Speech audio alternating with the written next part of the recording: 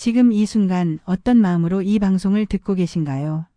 혹시 마음 한편이 무겁거나 일상의 스트레스로 지쳐 있지는 않으신지요? 우리는 누구나 살아가면서 크고 작은 괴로움을 마주하게 됩니다.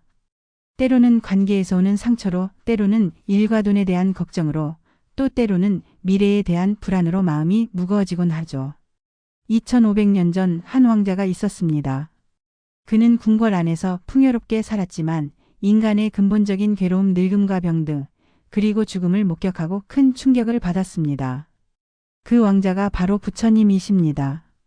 부처님은 이 괴로움의 해답을 찾기 위해 모든 것을 버리고 구도의 길에 나섰고 마침내 깨달음을 얻으셨습니다.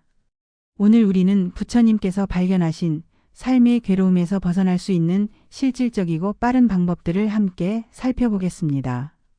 이는 어려운 철학적 아닙니다. 지금 이 순간부터 여러분의 일상에 적용할 수 있는 구체적인 지혜입니다. 잠시 눈을 감고 깊게 숨을 들이마셔 보세요. 그리고 천천히 내쉬면서 오늘 하루 쌓인 긴장을 조금씩 놓아보겠습니다. 부처님께서는 인간의 괴로움을 4가지로 분류하셨습니다. 이를 사성제라고 하는데 그 첫 번째가 바로 고성제 괴로움의 진리입니다. 생각해 보세요. 우리는 왜 괴로워할까요? 아침에 일어나서 출근길에 지하철이 연착되면 짜증이 납니다. 왜 하필 오늘? 하면서 말이죠. 회사에서 상사가 까다로운 업무를 주면 스트레스를 받습니다. 내가 뭘 잘못했나? 하면서요.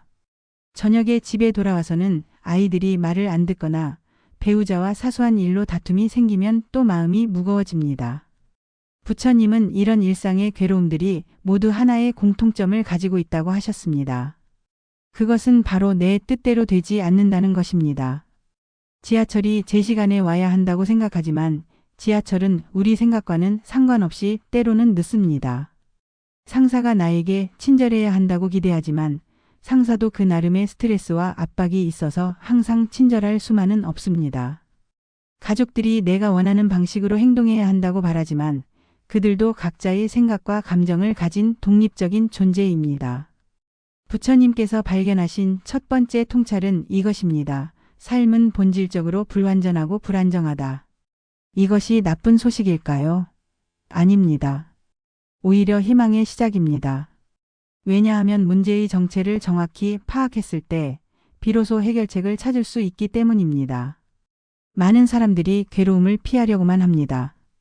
술을 마시거나 쇼핑을 하거나 게임에 몰두하거나 끊임없이 바쁘게 지내며 생각할 시간조차 주지 않으려고 하죠. 하지만 부처님은 다른 접근을 하셨습니다. 괴로움을 직면하고 그 원인을 파악하고 근본적인 해결책을 찾으신 것입니다. 실제로 한 연구에 따르면 자신의 감정을 정확히 인식하고 받아들이는 사람들이 그렇지 않은 사람들보다 스트레스 수치가 현저히 낮았다고 합니다. 부처님의 가르침이 현대 심리학과도 일치하는 부분이지요. 그렇다면 괴로움의 진짜 원인은 무엇일까요? 지하철 연착, 까다로운 상사, 말썽 부리는 아이들? 아닙니다. 부처님께서는 이 모든 괴로움의 뿌리에 가래 즉 집착과 욕망이 있다고 하셨습니다.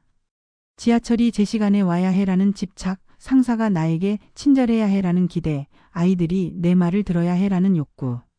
이런 것들이 실제로는 우리를 괴롭게 만드는 원인입니다. 여기서 오해하지 마세요. 부처님께서는 욕망 자체가 나쁘다고 하신 게 아닙니다. 욕망에 사로잡혀서 그것이 이루어지지 않을 때 괴로워하는 마음의 패턴이 문제라고 하신 것입니다. 부처님께서 가르쳐 주신 가장 강력하면서도 단순한 방법 중 하나가 바로 마음챙김입니다. 이는 지금 이 순간에 깨어있는 것, 현재를 온전히 경험하는 것입니다. 잠깐, 지금 여러분은 무엇을 하고 계신가요? 이 방송을 들으면서도 동시에 다른 생각들이 머릿속을 스쳐 지나가고 있지 않나요? 저녁에 뭘 먹을까? 내일 회의 준비는 했나? 아까 친구와 나눈 대화에서 내가 실수한 건 아닐까? 이것이 우리 마음의 일반적인 상태입니다. 과거를 후회하거나 미래를 걱정하면서 정작 현재 이 순간은 놓치고 사는 것이지요. 부처님께서는 이렇게 말씀하셨습니다. 과거는 이미 지나갔고 미래는 아직 오지 않았다. 오직 현재 이 순간만이 우리가 살 수 있는 유일한 시간이다. 마음 챙김이 왜 괴로움을 줄여주는지 이해하기 위해 간단한 실험을 해보겠습니다. 지금 잠시 방송을 멈추고 여러분의 호흡에 주의를 기울여 보세요. 코를 통해 들어오는 공기의 느낌을 관찰해 보세요. 시원한가요? 따뜻한가요? 가슴이 부풀어 오르는 것을 느껴보세요. 그리고 천천히 내쉬면서 몸이 이완되는 것을 느껴보세요. 단 1분만이라도 이렇게 호흡에 집중해 보세요. 어떤 기분이 드시나요? 아마 마음이 조금 더 평온해졌을 것입니다. 이것이 마음챙김의 힘입니다. 서울대학교 한 연구팀이 마음챙김 명상을 8주간 실시한 그룹과 그렇지 않은 그룹을 비교했더니 명상 그룹의 스트레스 호르몬인 코르티솔 수치가 23% 감소했다고 합니다. 또한 행복감을 느끼는 뇌 영역의 활동이 증가했다고 하죠. 하지만 마음챙김은 단순히 스트레스 해소법이 아닙니다. 그것은 삶을 바라보는 관점의 근본적인 변화입니다. 예를 들어 여러분이 지금 배가 고프다고 해봅시다. 평소라면 빨리 뭔가 먹어야겠다라고 생각하고 서둘러 음식을 찾아 헤맬 텐데요. 하지만 마음챙김의 관점에서는 지금 배고픔을 느끼고 있구나라고 그저 관찰합니다. 배고픔에 저항하지도 않고 그렇다고 즉시 해결하려고 서두르지도 않습니다. 그냥 배고픔이라는 감각이 지금 일어나고 있다고 인식하는 것입니다. 이것이 혁신적인 이유는 무엇일까요?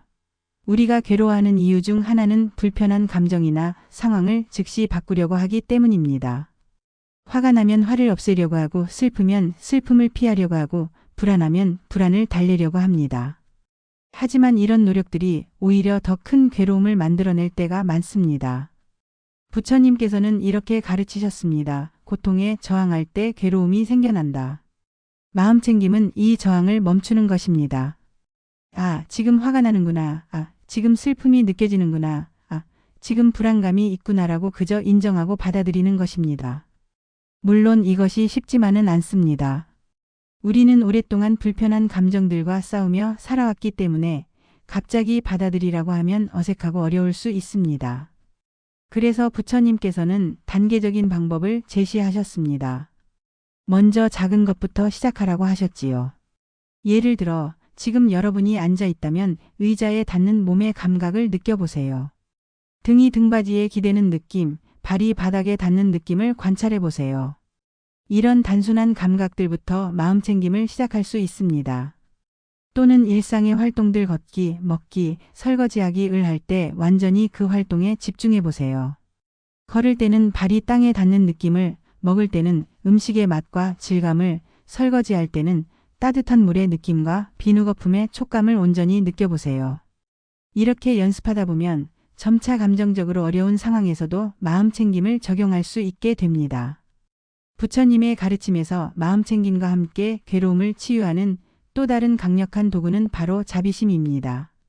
자비심은 자신과 다른 사람들의 고통을 이해하고 받아들이며 그 고통을 덜어주고 싶어 하는 마음입니다. 흥미롭게도 많은 사람들이 자신에게 가장 가혹합니다. 친구가 실수를 하면 괜찮다. 누구나 실수할 수 있어라고 위로하면서도 자신이 같은 실수를 하면 내가 왜 이렇게 바보 같을까? 정말 한심하다고 자책합니다. 부처님께서는 이런 자기 비판이야말로 괴로움의 큰 원인 중 하나라고 하셨습니다. 그래서 자비심의 첫 번째 대상은 다름 아닌 자기 자신이어야 한다고 가르치셨지요. 자기 자비가 무엇인지 구체적인 예로 살펴보겠습니다. 여러분이 중요한 발표를 앞두고 있었는데 실수로 잠을 못 자서 발표를 망쳤다고 해봅시다. 평소라면 내가 왜 이렇게 무책임할까? 정말 한심하다라고 자신을 질책할 텐데요. 하지만 자기 자비의 관점에서는 이렇게 생각합니다. 정말 속상하겠다. 나도 중요한 발표를 잘하고 싶었는데 뜻대로 되지 않아서 마음이 아프구나. 이런 실수는 누구에게나 일어날 수 있는 일이야. 나 자신을 너무 가혹하게 대하지 말고 다음에는 더 잘 준비해보자. 이 둘의 차이를 느끼시나요? 첫 번째 반응은 자신을 공격하고 위축시키지만 두 번째 반응은 상처를 치유하고 성장의 기회로 만듭니다. 하버드 대학의 크리스틴 네프 교수가 수년간 연구한 결과에 따르면 자기 자비가 높은 사람들은 우울증과 불안 수준이 낮고 스트레스 상황에서도 빠르게 회복하며 전반적인 삶의 만족도가 높다고 합니다. 자기 자비를 기르는 구체적인 방법을 소개해 드리겠습니다. 첫째, 마음 챙김으로 자신의 고통을 인정하세요. 아, 지금 내가 힘들어하고 있구나라고 인식하는 것입니다. 둘째, 이런 고통이 인간의 보편적 경험임을 기억하세요. 나만 이런 어려움을 겪는 게 아니구나. 수많은 사람들이 비슷한 경험을 하고 있구나라고 생각해 보세요. 셋째, 자신에게 친절한 말을 건네세요. 가장 소중한 친구에게 하듯이 괜찮아, 충분히 힘들겠다. 너는 이미 최선을 다하고 있어라고 자신을 위로해 주세요. 이제 자비심을 다른 사람들에게도 확장해 봅시다. 우리를 힘들게 하는 사람들, 까다로운 상사, 이기적인 동료, 무례한 고객에게도 자비심을 베풀 수 있을까요? 처음에는 어렵게 느껴질 수도 있습니다. 왜 나를 힘들게 하는 사람에게 자비를 베풀어야 하는데? 라고 생각할 수도 있죠. 하지만 부처님께서는 놀라운 통찰을 주셨습니다. 분노는 뜨거운 석탄을 남에게 던지려고 손에 쥐고 있는 것과 같다. 먼저 타는 것은 자신의 손이다. 다른 사람에 대한 분노나 원망은 그 사람을 해치는 게 아니라 우리 자신을 괴롭힙니다. 밤잠을 설치는 것도, 스트레스를 받는 것도, 건강이 나빠지는 것도 결국 우리 자신입니다. 그렇다면 어떻게 해야 할까요? 까다로운 상사를 생각해 보세요. 그 사람도 집에 가면 누군가의 남편이고 아빠이고 아들일 수도 있습니다. 그 사람 나름의 스트레스와 압박이 있어서 직장에서 까다롭게 구는 것일 수도 있어요. 물론 그 사람의 행동을 정당화하거나 받아들이라는 것이 아닙니다. 경계를 설정하고 자신을 보호해야 할 때는 그렇게 해야 합니다. 하지만 마음속 깊은 곳에서는 이 사람도 나와 같은 인간이구나. 이 사람도 행복하기를 원하고 고통받기를 원하지 않는구나라고 인식할 수 있습니다. 이런 인식이 생기면 놀라운 일이 벌어집니다.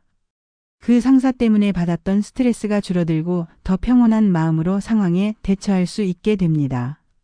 그리고 때로는 우리의 자비로운 태도가 상대방의 행동에도 긍정적인 영향을 미치기도 합니다. 티벳의 달라이 라마는 중국의 침입으로 조국을 잃고 수십 년간 망명 생활을 하면서도 중국인들에 대한 자비심을 잃지 않으신 것으로 유명합니다. 그분은 이렇게 말씀하셨습니다. 만약 내가 중국인들을 미워한다면 나는 2번의 패배를 당하는 것이다. 조국을 잃고 마음의 평화까지 잃는 것이다. 부처님께서 깨달으신 또 다른 중요한 진리는 무상한 모든 것이 변한다는 것입니다. 이것을 이해하면 삶의 많은 괴로움에서 벗어날 수 있습니다. 생각해 보세요. 지금 이 순간 괴롭게 만드는 것들, 경제적 어려움, 건강 문제, 인간관계의 갈등, 이것들이 영원히 지속될 것 같나요? 아닙니다. 모든 것은 변합니다. 이 또한 지나가리라라는 말이 있습니다. 솔로몬 왕의 반지에 새겨진 말이라고도 하고 페르시아의 고대 속담이라고도 하지만 이 말의 지혜는 부처님의 가르침과 정확히 일치합니다. 하지만 여기서 오해하지 마세요. 무상함을 이해한다고 해서 문제들을 그냥 방치하라는 것이 아닙니다. 할 수 있는 노력은 해야 하지만 동시에 결과에 대한 집착을 놓으라는 것입니다. 예를 들어 회사에서 승진을 원한다고 해봅시다. 무상함을 이해한 사람은 승진을 위해 최선을 다하면서도 동시에 승진을 못해도 괜찮아. 인생에는 더 많은 기회들이 있어라는 여유로운 마음을 가집니다. 반면 무상함을 이해하지 못한 사람은 반드시 승진해야 해. 승진하지 못하면 인생이 끝나라고 생각하며 자신을 괴롭힙니다. 무상함의 지혜를 일상에 적용하는 구체적인 방법들을 살펴보겠습니다. 첫째, 힘든 순간에는 이것도 변할 것이다 라고 스스로에게 말해주세요.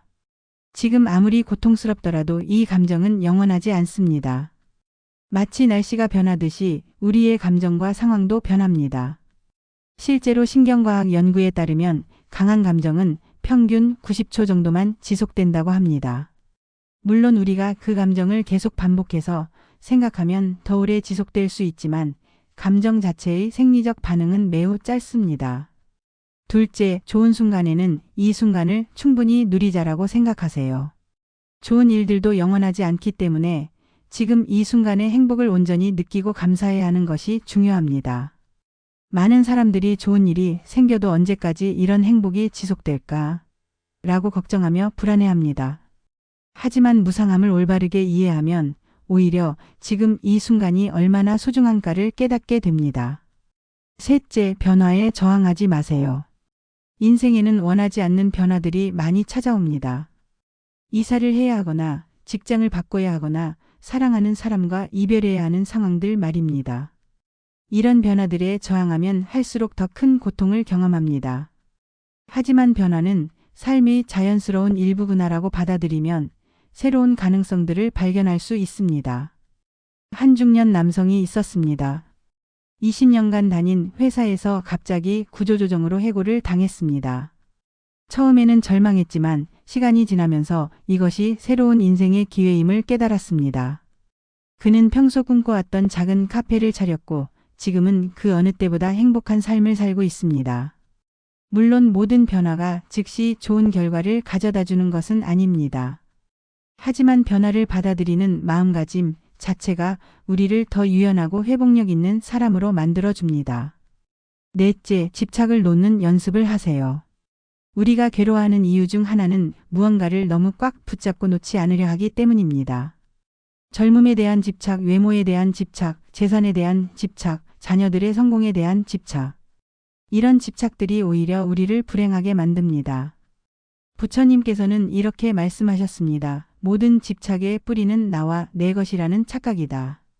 하지만 사실 우리가 내 것이라고 생각하는 것들이 정말 우리 것일까요? 우리 몸도 늙어갈 것이고 우리 재산도 언젠가는 다른 사람의 손으로 넘어갈 것이고 우리가 사랑하는 사람들도 언젠가는 떠날 것입니다. 이것이 슬픈 사실일까요? 부처님은 그렇게 보지 않으셨습니다. 오히려 이 무상함 때문에 삶이 더욱 아름답고 소중하다고 하셨습니다. 영원히 지속되는 것이라면 우리가 그것을 소중히 여길 필요가 있을까요? 벚꽃이 아름다운 이유는 금방 떨어지기 때문입니다. 아이들의 웃음소리가 특별한 이유는 그들이 순식간에 자라버리기 때문입니다. 사랑하는 사람과 함께하는 시간이 감동적인 이유는 그 시간이 유한하기 때문입니다. 이제 부처님께서 제시하신 구체적인 실천 방법 8정도에 대해 알아보겠습니다. 8정도는 괴로움에서 벗어나기 위한 8가지 올바른 길입니다. 하지만 걱정하지 마세요. 이것은 엄격한 계율이나 복잡한 수행법이 아닙니다. 일상 속에서 실천할 수 있는 지혜로운 생활 방식입니다. 첫째, 올바른 견해입니다. 이는 삶을 있는 그대로 보는 것입니다. 왜 나만 이런 일이 생길까? 라고 원망하지 말고 이것도 삶의 일부구나라고 받아들이는 것이지요. 둘째, 올바른 의도입니다. 자신과 다른 사람들을 해치지 않으려는 마음, 모든 존재의 행복을 바라는 마음을 기르는 것입니다. 셋째, 올바른 말입니다. 거짓말이나 험담을 피하고 상처 주는 말 대신 위로와 격려의 말을 하는 것입니다. 말 한마디가 사람을 살리기도 하고 죽이기도 한다는 것을 기억하세요. 넷째, 올바른 행동입니다. 자신의 양심에 어긋나지 않는 윤리적인 삶을 사는 것입니다. 다섯째, 올바른 생활입니다. 남을 해치거나 속이지 않는 정당한 방법으로 생계를 유지하는 것입니다. 여섯째, 올바른 노력입니다. 이는 억지로 무리하는 것이 아니라 지속 가능한 방식으로 꾸준히 수행하는 것입니다. 일곱째, 올바른 마음챙김입니다. 앞서 이야기했듯이 현재 순간에 깨어있는 것입니다. 여덟째, 올바른 집중입니다. 산만한 마음을 고요히 가라앉히는 것입니다. 이 모든 것을 한 번에 완벽하게 실천하려고 하지 마세요. 하나씩 차근차근 자신의 속도에 맞춰 연습해 나가면 됩니다. 오늘 우리는 부처님의 지혜를 통해 삶의 괴로움에서 벗어나는 방법들을 살펴보았습니다. 마음챙김, 자비심, 무상함의 이해, 그리고 지혜로운 행동. 하지만 가장 중요한 것은 이런 지식을 머릿속에 저장하는 것이 아니라 실제로 삶에 적용하는 것입니다. 지금 이 순간부터 시작할 수 있습니다. 화가 날 때 잠깐 숨을 고르며 이 감정도 지나갈 것이다 라고 생각해 보세요. 자신을 비판하고 싶을 때 나도 불완전한 인간이야. 실수할 수 있어 라고 자비롭게 말해주세요. 다른 사람이 나를 힘들게 할 때 이 사람도 나와 같은 고통받는 존재구나라고 이해해 보세요. 부처님께서는 2500년 전에 이미 말씀하셨습니다. 자신이 자신의 주인이다. 다른 누가 자신의 주인이 될 수 있겠는가? 여러분의 행복은 여러분의 손에 달려 있습니다. 외부 환경이 완벽해져서 행복해지기를 기다리지 마세요. 지금 이 순간 여러분의 마음을 바꿈으로써 행복을 선택할 수 있습니다. 마지막으로 오늘 이 시간을 함께해 주신 여러분 모두에게 감사드립니다. 여러분이 진정한 평화와 행복을 찾으시기를 마음 깊이 기원합니다.